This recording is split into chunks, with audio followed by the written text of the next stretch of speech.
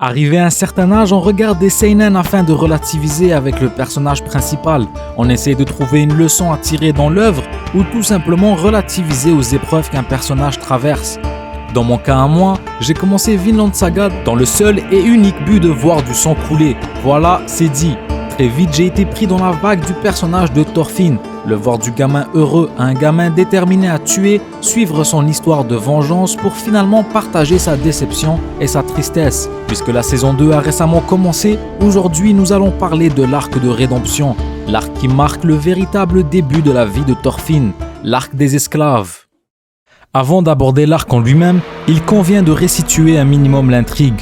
Ashelad nous a rappelé que dans le monde réel, les émotions sont rarement simples, préfigurant les luttes futures de Thorfinn. Son portrait est celui d'un homme forgé par la cruauté du monde, mais comme Thor et Canute, ils se sont anachroniques à l'époque. Lui aussi est motivé par la parenté et les croyances, mais ce qui le différencie des autres, c'est que malgré sa haine de longue date, il est compréhensif. Il déteste les Vikings pour leurs actions, mais ne les déshumanise jamais. Et en tant que mélange de Celtique et de Vikings, il est mieux placé que quiconque pour les comprendre, à la fois en tant qu'étranger et en tant que Viking. La disparition d'Ashelad après son meurtre du roi Sweyn fait allusion à l'idée que ce n'étaient pas les gens qu'Ashelad détestait, mais plutôt le système qui les avait créés. À la fin, il meurt en essayant d'avoir foi en la vision de Canute et de sauver le pays de Galles. Lui aussi parie sur l'avenir. De même, la propre haine de Thorfinn s'embrouille à la mort d'Ashelad. Thorfinn, qui avait fait le but de sa vie de tuer ce dernier, est désemparé et incrédule à sa mort. Ashelad à la fin était plus qu'un méchant aux yeux de Thorfinn. Il était une constante. Comme Ashelad avant lui, le spectateur est invité à croire que Thorfinn s'est réchauffé avec son compagnon d'infortune. Pour Thorfinn, Ashelad, l'objet de sa haine, était ce qu'il y avait de plus proche d'une figure paternelle depuis la mort de Thor. Aborder cet arc est vraiment un casse-tête tant il est complexe et dense, tout en ayant cette forme de simplicité durant la lecture, dans le sens où malgré le nombre de personnages, d'enjeux et d'événements qui se déroulent en parallèle, tout coule avec une fluidité exemplaire. Arriver à donner l'impression que les choses sont finalement assez simples à appréhender, alors qu'au contraire, ça a dû être un véritable casse-tête pour l'auteur de réussir à articuler tous ces éléments. Il y a une vraie unité de lieu dans cet arc. En dehors de quelques rares passages centrés sur Knut et une excursion de Ketil et ses fils chez le jeune roi, le fait de ne pas quitter la ferme en dehors de ces quelques exceptions s'explique d'une part par le fait que l'on se focalise sur Thorfinn, qui est un esclave dans cet arc et ne peut donc pas quitter la ferme. Mais ce choix narratif est très fort. Après un arc où les personnages étaient constamment mobiles, permet surtout de développer de façon très dense la vie à la ferme et ses différents habitants. On peut clairement dire que c'est un arc où tous les enjeux sont liés à un ou des personnages et où le développement des thématiques passe également par eux. Thorfinn a consacré toute sa vie jusqu'à ce point pour se venger. S'il prenait sa revanche, il n'aurait rien à quoi s'accrocher. Rien, pas de haine, pas un rêve. La seule chose qui resterait avec lui serait rien, même pas de regret. Cependant, il n'a pas pu se venger, mais il s'est rendu compte de quelque chose. Thorfinn s'est rendu compte que pendant tout ce temps, Ashelad essayait de lui apprendre quelque chose de très important, mais il ne pouvait pas réaliser ce que c'était. Cela a eu pour résultat qu'il était vide. N'ayant rien à quoi s'accrocher, Thorfinn n'était qu'un esclave vide.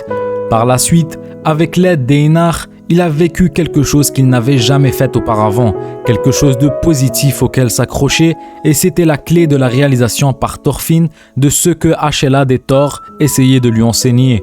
Toutes les âmes qu'il a tuées cherchent maintenant le salut. Thorfinn doit se battre pour expier tous les péchés qu'il a commis. Il doit grimper et se battre. Il doit envoyer toutes les âmes qu'il a tuées à un endroit. Et cet endroit est quelque part, pas ici, un endroit appelé Vinland. Un endroit sans guerre ni mort, un lieu de paix et de prospérité, un paradis.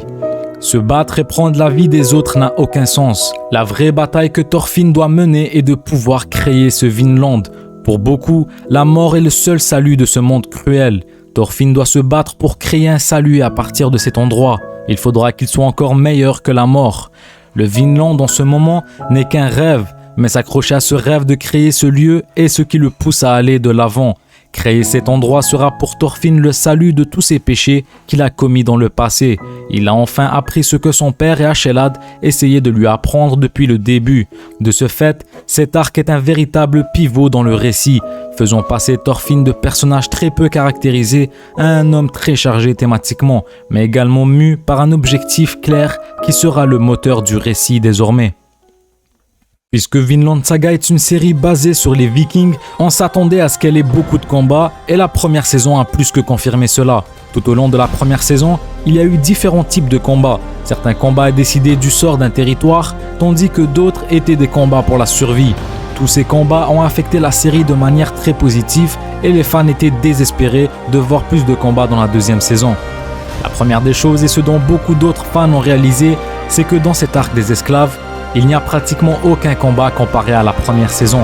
Pour moi qui ai commencé cette œuvre dans le seul but de voir du sang couler, car je le rappelle, on parle là de Vikings, ça a été un gros point négatif pour cet arc. En soi, ce n'est pas tant décevant, étant donné que l'arc des esclaves sert uniquement à faire développer le personnage de Thorfinn. Mais honnêtement, l'histoire de Vinland Saga devient de pire en pire une fois arrivé à cet arc. C'est une toute autre histoire. Est-ce une mauvaise chose ? Eh bien oui. Tout le genre de l'histoire est fondamentalement changé, tout comme le rythme. Et si je suis franc, je n'aime pas vraiment la direction qu'a pris l'histoire. On va d'un champ de bataille féroce de sang et de fer à une sorte d'histoire de passage à l'âge d'adulte qui est franchement plutôt médiocre. Je comprends que Thorfinn a dû tirer sa propre conclusion sur les leçons de son père, c'était clair très tôt dans l'histoire. Cependant, une telle conclusion pourrait être réalisée sans changer tout le genre de l'histoire. Il n'y avait nul besoin de ramener Thorfinn à ce stade, où il se fait battre sans broncher, où il ne sort pas son épée pour défendre sa propre vie, ou même celle des gens qui lui sont importants. D'après moi, Thor n'aurait jamais voulu qu'il soit devenu aussi lâche. Ce n'était certainement pas la conclusion à laquelle il voulait que son fils arrive. Même lui a sorti son épée pour protéger Thorfinn lorsqu'il le fallait. Je me suis tellement ennuyé par le changement de genre complet et total, on passe de l'action drame à un bouddhiste hippie. D'après moi, pour pouvoir aimer ne serait-ce qu'un peu l'histoire de Vinland Saga, il faut complètement oublier la première saison. Merci d'être resté jusqu'au bout. Si le contenu vous a plu, n'hésitez pas à vous abonner et tout le blabla. Ce sera tout pour moi aujourd'hui. Prenez soin de vous et on se dit au prochain épisode.